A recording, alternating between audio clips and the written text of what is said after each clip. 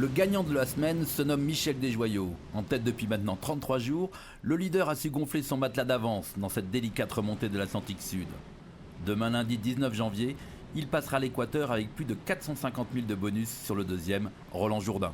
A priori, le poteau noir est un peu bordélique et pas vraiment de saison, puisqu'à cette saison-là, en théorie, on devrait le passer comme une lettre à la poste.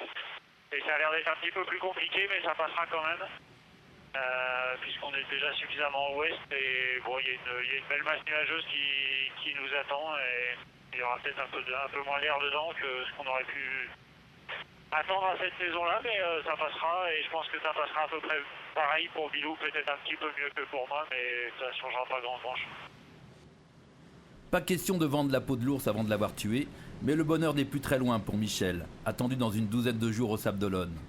Le grand bonheur est bien pour demain pour Steve White. Un premier Cap Horn, un premier Vendée Globe parfaitement maîtrisé, même si Steve connaît actuellement de grosses difficultés avec ses chariots de grand voile. Steve méritera ô combien ses galons de Capornier.